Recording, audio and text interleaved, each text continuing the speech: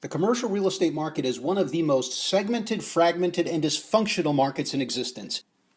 It operates in an environment where the listing broker controls the flow of information to potential buyers, often causing a property to sell for less than market value. And here's how the dysfunction works.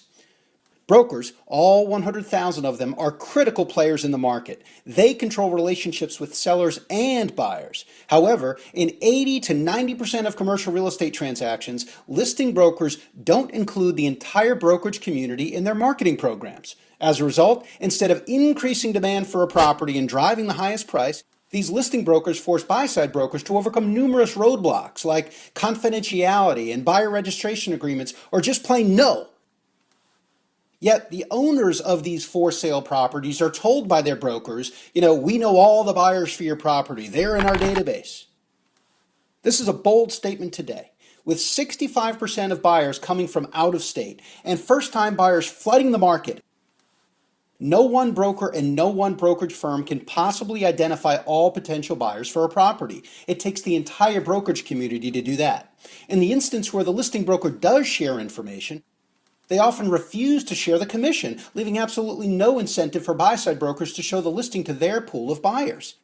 Such behavior discourages competition for an asset, reduces eyeballs, creates fewer offers, and results in a lower price than the market is otherwise willing to bear. Why does this happen? Because that's the way the industry is designed. Listing brokers make more money when they procure both buyer and seller, even if the client doesn't receive the highest price for their property. Further, brokers have little incentive to maximize the value of a property. For example, take a fictitious retail property with a current high offer of $3 million. What's in it for the listing broker to broaden the exposure and affect a higher price at, say, $3.2 million? A mere $8,000 or $4,000 if they cooperate with another broker. What's in it for the seller? An additional $192,000. When brokers receive a small share of the incremental profits on a transaction and put their commission before the seller's interests, properties tend to sell for less than fair market value. This is not the way free markets are supposed to function, nor is it in the best interests of clients and investors. But how do you fix this? By going back to Economics 101 for starters, nearly 250 years ago, Adam Smith, the father of modern economics and a free market proponent, developed the laws of supply and demand. The larger the demand for a product, the higher the sales price. In the commercial real estate market, where there are numerous controls on supply, the only control on demand is the listing broker. If a listing broker refuses to expose a property to the entire brokerage community, they are limiting the demand, and as a result, the potential purchase price.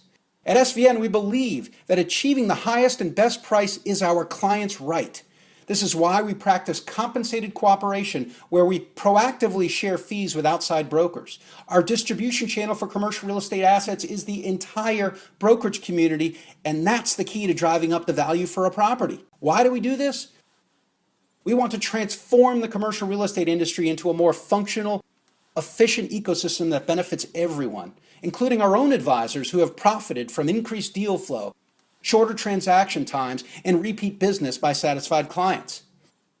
We believe that representing the client's interest ahead of our own, realizing true market value by maximizing competition, and sharing our commissions 100% of the time is not just good business, it's the right thing to do, and that's the SVN difference. The right people, the right process, the right platform. Visit us at svn.com to find out more.